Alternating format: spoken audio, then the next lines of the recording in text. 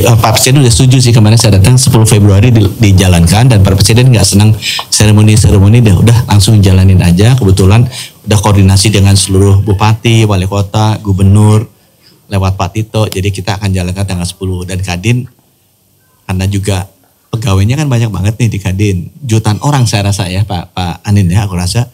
Nah itu bisa bantu agar semua karyawan, karyawati dan keluarganya juga bisa menjalankan pemeriksaan kesehatan gratis ini dan sebagian kalau bisa jadi nggak usah menemuin puskesmas gitu, bisa di tempatnya Kadin sendiri. Nanti kita bentuk kerjasamanya kita bicarakan nanti.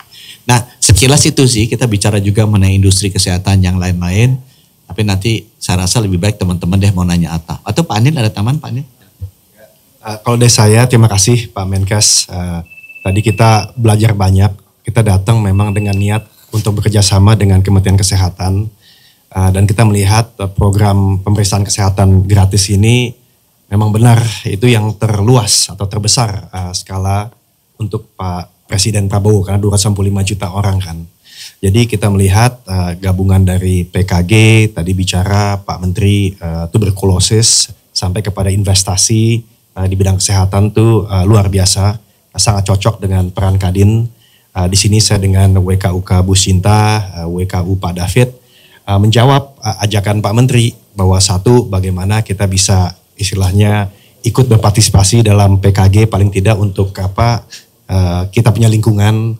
Lalu kedua tadi bicara bagaimana platform kesehatan itu bisa lebih disatukan dan yang terakhir ingin membuat suatu research report bersama mudah-mudahan tidak lama bagaimana kita sebulan bahkan angkanya untuk membuat suatu industri kesehatan itu menjadi suatu peluang investasi tapi juga membantu kesejahteraan masyarakat dan longevity-nya bisa semakin panjang.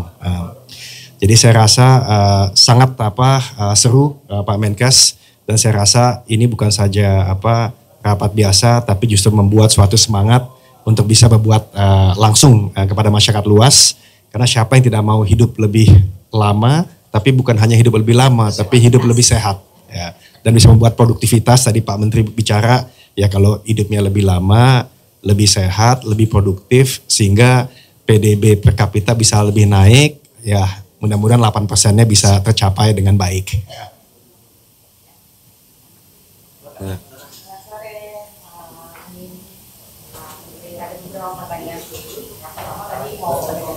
Harapannya juga nanti bisa dilakukan di tempat kerja apakah nanti kita terus ada kira-kira di kantor mana saja yang akan dilaksanakan kesehatan gratis yang pertama, yang kedua ada luar sendiri HR atau sekarang menjadi istilahnya jadi pangkalan itu sudah boleh dijual lagi LPG tanggapan dari kami seperti apa kabar Pak Menteri soal iuran BPJS Pak ini kan naik sudah pasti pertimbangannya apa sama tepatnya ini konfirmasi Pak sebenarnya di tahun berapa sih iuran BPJS. Jadi yang pertama ya untuk yang kesehatan nanti bisa ditambah. Memang baru diluncurkan. Kita di sini baru awal koordinasi. Jadi saya berharap dan Kadin sudah merespon secara baik untuk bisa lakukan itu di tempat-tempat mereka. Tapi tempat-tempatnya nanti akan kita bicarain. Kalau BPJS kembali lagi itu belum pasti, masih diralat tuh. Jadi itu belum pasti. Kita ada pembicaraan dengan Ibu Menteri Keuangan dan Kepala BPJS dan itu nanti apa yang kita bicarakan akan diajukan dulu ke Bapak Presiden. Ya, perhitung-hitungannya udah ada, tapi keputusannya belum ada. Keputusannya belum ada. Karena itu nanti kan Bapak Presiden yang memutuskan.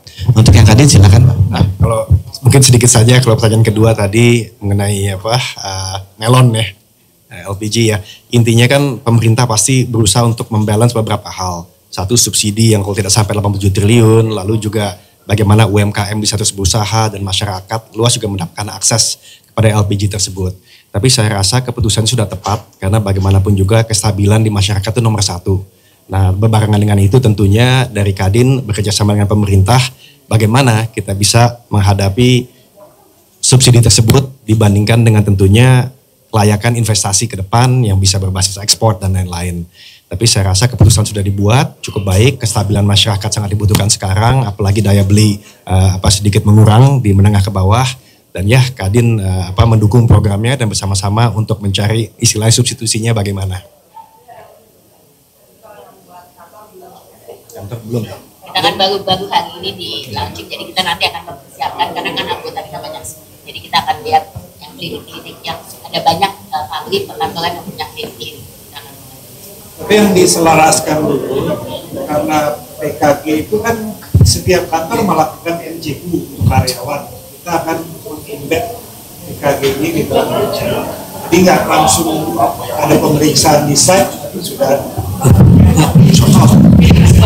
Iya. Jadi menambahkan, kalau di kantor melakukan pemeriksaan seperti PKG belum, tapi kan setiap pegawai kantor itu melakukan MCU di dalam check up ya, medical check up.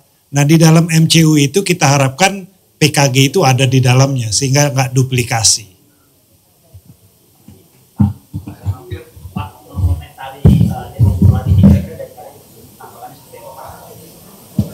Ya tentunya kita juga baru dengar ya tadi pagi ya, kita pengen tahu tuntutannya apa, tapi mungkin Bu Shinta bisa tambahkan sedikit.